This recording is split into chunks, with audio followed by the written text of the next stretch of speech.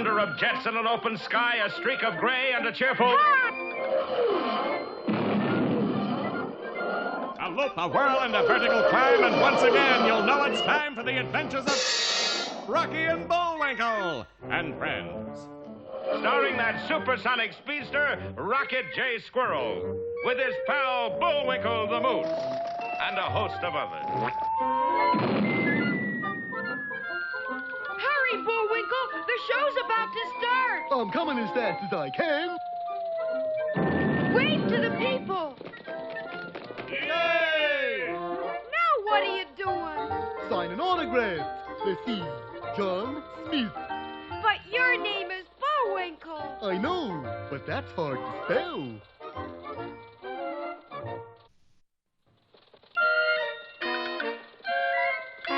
We're gonna have a lot of fun. Come on and join us. Sure, there's always room for one more.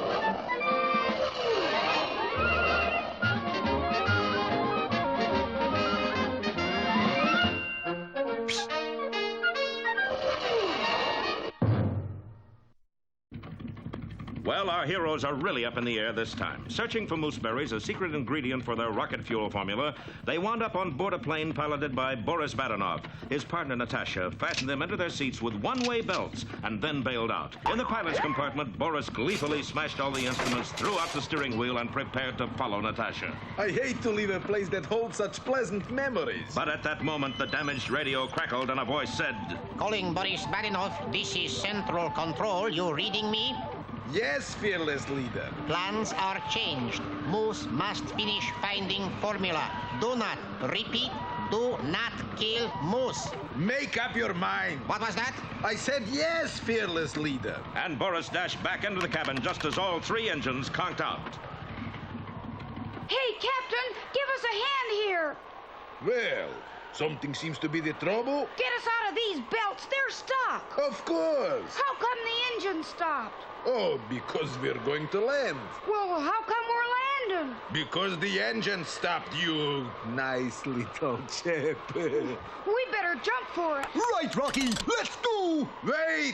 No, Bullwinkle, I can glide down, but you need a parachute. I knew I was forgetting something. Moose has got to be saved.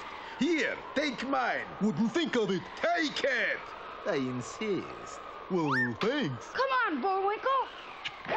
You're sure you don't need it? No, we got lots of others that I just threw overboard. Oh, Boris, why didn't you become violinist like Mama wanted?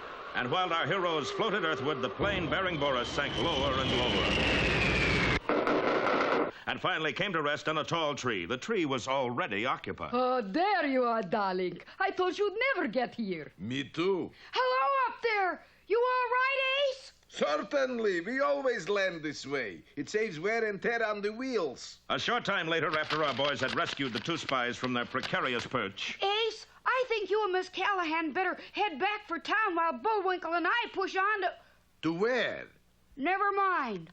He's just a little too curious to suit me, Bullwinkle. Curious? He's downright odd. Quickly, Natasha. We must follow them. and the two spies began trailing our boys through the woods. Let's see now.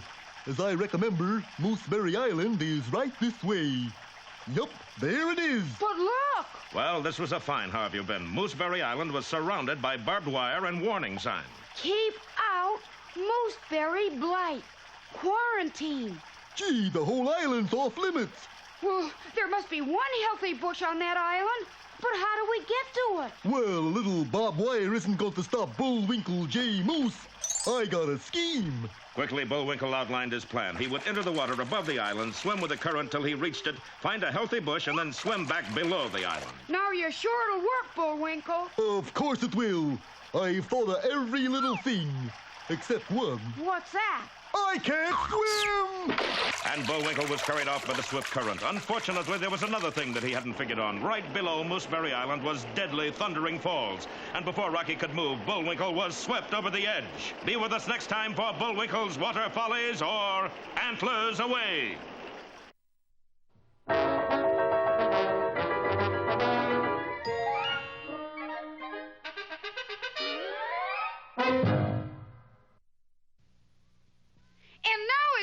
Time for that jolly juggler, Bullwinkle. Oh, dear. 3 at once.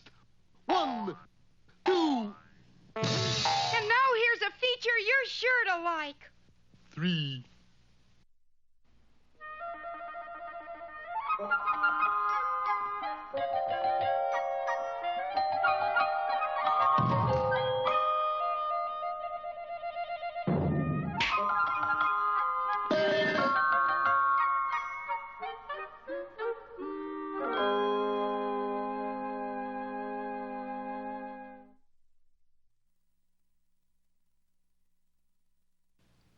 Once upon a time, there was a little tailor, a very little tailor. To be exact, 4'2", eyes of blue. Oh, how he wished he were a taller tailor. Yeah, about 9 feet tall. The reason was that being so small, he was constantly being picked on. When he ate his lunch, even the flies ganged up on him, 7 at once. Stop that buzzing! I can't even hear myself eat. But the flies kept on buzzing until the little tailor could stand it no more, and... Of course, that was the end of his lunch, but the buzzing had stopped. Listen, it's quiet. I got him! 7 with 1 blow! Not bad for a shrimp. The little tailor was so proud of himself that he immediately made a shirt which proclaimed his great deed and set out to tell the world all about it, even though, strictly speaking, it wasn't true at all. Town's gonna know, world's gonna know about 7 late hour 1 blow. 2 and 2 plus 1 add 2. Town's gonna know, world's gonna know about 7 late hour 1 blow. The little tailor left the town to boast to the whole world of his achievement. Along the way, he discovered a bird caught in a bush. He freed the little bird. I killed 7 with 1 blow. Yeah. And put it in his pocket. Before very long, he came to a wood, and seated on a tree stump was a giant. He was as big as the tailor was small. Too tall or not too tall, that is the question. Excuse me. A chance to shrink? Aye, there's the rub. Excuse me, Bard. What do you want? Take a look at that. You killed 7 with 1 blow? You're such a little fellow. But then I'm so tall. Perhaps you did. Would you believe I was a 3-pound baby? Listen, I killed 7 at 1 blow, and you better believe it. What? Put me down! All right. Let's see just how strong you are. The giant picked up a stone and threw it so high that it almost went out of sight. Top that. I might be slightly overgrown, but I'm a throwing fool. Well thrown, but it did come back to Earth. That it did. I'll throw one, it'll never come back. And the tailor, thinking fast, took the bird out of his pocket and let it fly, so to speak. And quick as a wink, it flew straight up and out of sight. Oh, that is good. That is very good. You are truly gifted with a golden arm.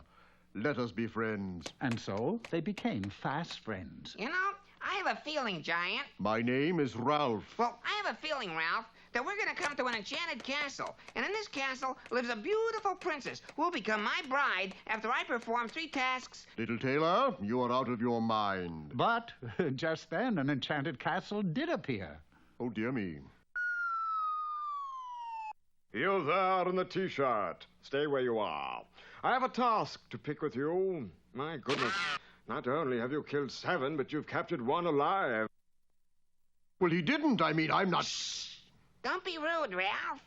For taming this creature, Creature? you shall indeed marry my daughter after you have performed 1 task. See, you were wrong. You said 3 tasks. Well, it usually is 3 tasks, but since no one has ever come back from the first one, I've forgotten the other 2. Oh, didn't they have something to do... Ralph!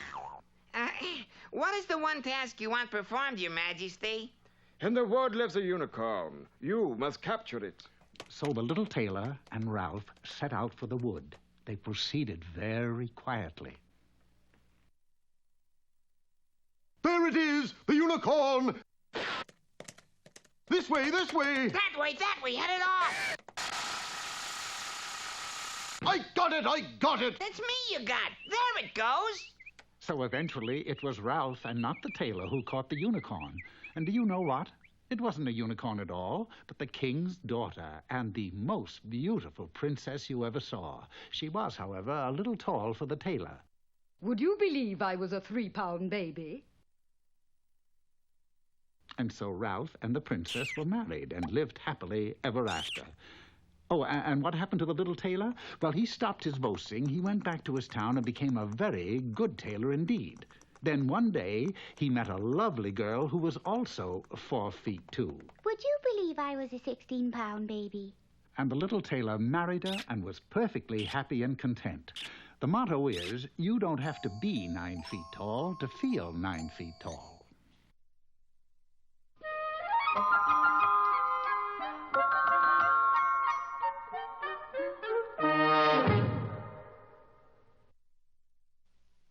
That's a pretty strange-looking painting, Bullwinkle. I just paint what I see. Well, what do you see? This is what I see. Time again for Bullwinkle's Corner. Hello there. Today's poem is called Taffy. Taffy was a Welshman. Taffy was a thief. You ain't kidding, governor. Taffy came to my house and stole a piece of beef. Hey, that's a whole cow. So I'm petting my part a little. I went to Taffy's house. Taffy wasn't home. Taffy went to my house and stole a marrow bone.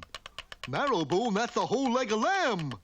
I went to Taffy's house. Taffy wasn't in. You can't read? Sign says out. I know you're in there. I can hear you breathing. Taffy went to my house and stole a silver pin. That's a pin? Just poetic license. If he went to Taffy's house, Taffy in bed took up Marrowbone, hit him in the head. I went to Taffy's house. Taffy was in bed. And do you know what the last line is? Of course. Took up Marrowbone and hit him in the head. What do you know? Unhappy ending.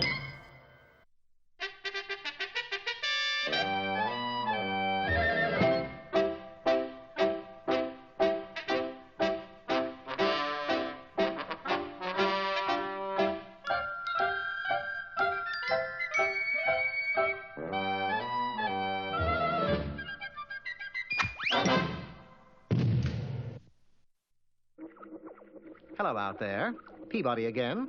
And today we set our sights on the year 1493. The place, Mr. Peabody? Rome, where we'll meet history's most infamous bartender, Lucretia Borgia.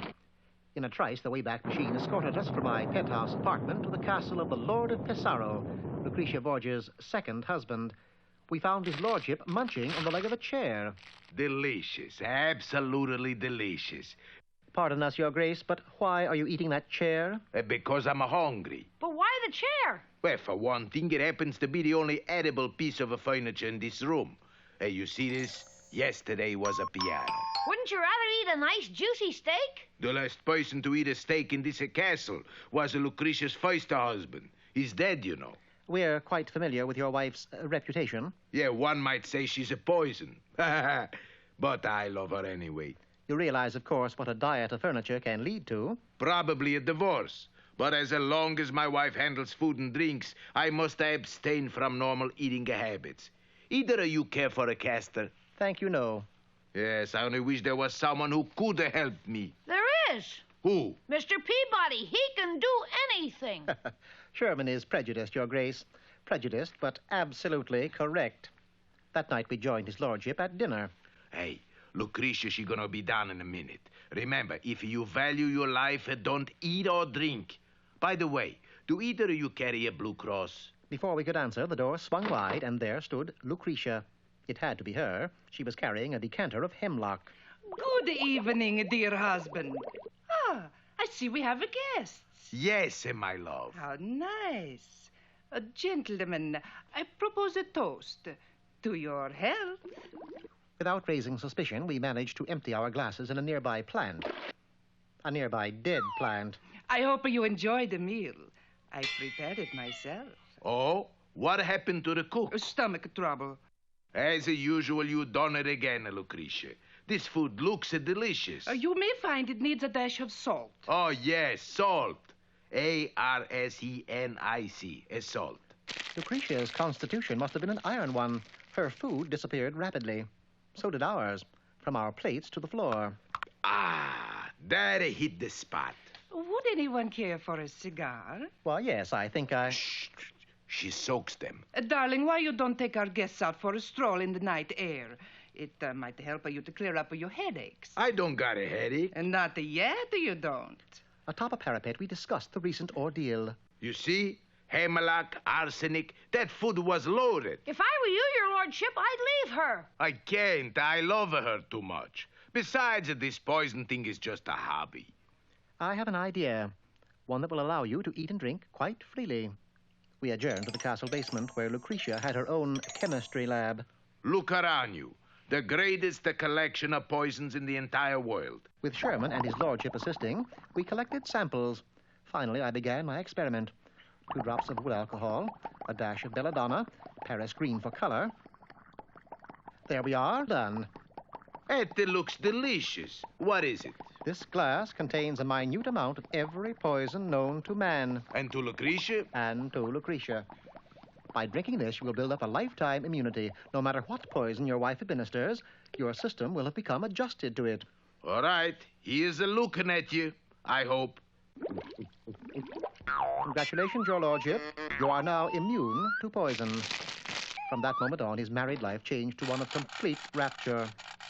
You cooking something, my dear? Yes, my love. A cake for your birthday. Not enough strychnine. You know I like my strychnine. No, sorry, my pet. I keep forgetting. Well, Sherman, I think our visit has ended. There's just one thing, Mr. Peabody. And that is? The servants around here. They're not immune to Lucretia's poison. True, but if you'll notice, they go about the castle wearing a plaster patch over their mouths. That way they don't eat, drink, or speak. In fact, Sherman, this may surprise you, but that's how the silent butler came to be.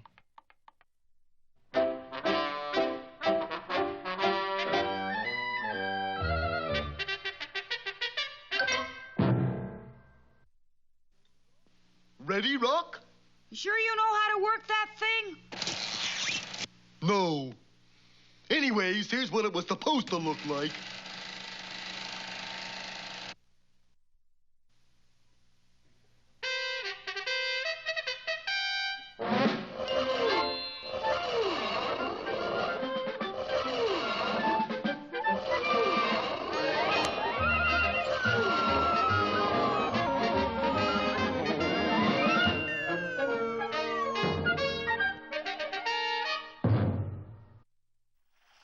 Well, disaster has dogged the footsteps of our heroes in their search for mooseberries, the missing ingredient for their rocket fuel. First of all, they found that the one mooseberry bush was strictly off limits due to the mooseberry blight. And then finally, Bullwinkle's clever plan to make a swimming raid on the island went slightly awry when he neglected just one little detail. I can't swim! A moment later, Bullwinkle had disappeared over thundering falls. Bullwinkle! As Rocky raced toward the falls, those sly spies, Boris and Natasha, watched from a distance. Is moose kaput, darling? No. Look there. He's caught in bush. Not for long. Do we try to save him or let him go? Which was last orders from headquarters? You took message, darling. But they sent so many. Quickly, get me central control. But while Boris and Natasha tried to get their orders on whether or not to go to Bullwinkle's aid, the intrepid squirrel was already high in a tree next to the falls, carrying a long rope which he tied to a tree limb. Bullwinkle, can you hear me? I can hear you, but I can't see you. I'm up in this tree. You sure picked a fine time for sightseeing. No, wait. I'm going to glide down with a rope. Okay. And the plucky squirrel, trailing the rope behind him, launched himself into space. Down he zoomed across the face of Thundering Falls and right to Bullwinkle. Nice flying, Rock. But at that instant, the bush tore loose. Hang on, Bullwinkle. And with great exertion of mighty moose muscle, Bullwinkle did hang on, as he, Rocky, and the bush swung back to the safety of the shore. Made it. Were you scared, Bullwinkle? Shucks, no. I was as cute as a cucumber, Rocky. Bullwinkle, I'm over here. That's the bush you're talking to. Imagine me not knowing my best friend from a mooseberry bush. Bullwinkle? Hmm? Say that again. All right. No, before that. You said this was a... Just a mooseberry. Mooseberry! Bullwinkle, you did it! You found the last available mooseberry bush in the country. Just my keen eyeballs, I guess. Meanwhile, the two spies had just contacted their superiors overseas. I tell you, I sent whole tank full of rocket fuel by submarine to main seaport. Well, now it's missing. The tank or the rocket fuel? The seaport. Oh, so now I kill moose, right? No, you idiot. Get the formula and return home. We got special reception planned for you. Okay, over and out. Now we gotta get this bush back to Washington, Bullwinkle. Yeah, before it catches the mooseberry blight. But at last we got the secret ingredient. Secret ingredient? Come on, Rocky, let's start hiking. Hold on there, gentlemen. Who are you? Special Agent, FPI. You mean FBI? No, FPI, Federal Plant Inspector. You got any peaches, pears, pineapples, passion fruit, papayas, or mooseberries? Well, it just so happens. Aha, a mooseberry bush. And, it's crawling with mooseberry blight. It is? This plant must be sprayed right away, quick. Now, wait a minute, you can't... There's no charge. Oh, that's all right, then. So the inspector sprayed and sprayed until not a thing could be seen. And when the cloud cleared away, both the bush and the inspector were gone. Boy, that's what I call a powerful spray. Well, what has happened to our mooseberry bush? And does this mean failure to our friends? Heck no! We're the heroes. Don't miss our next episode, The Inspector Detectors, or A Kick in the Plants.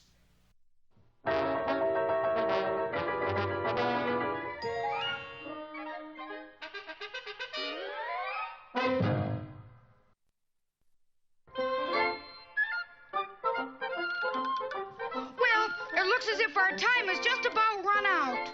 Just enough left to tell him who the sponsor was. You got the credits, Bullwinkle? All on this itty-bitty card. Oop!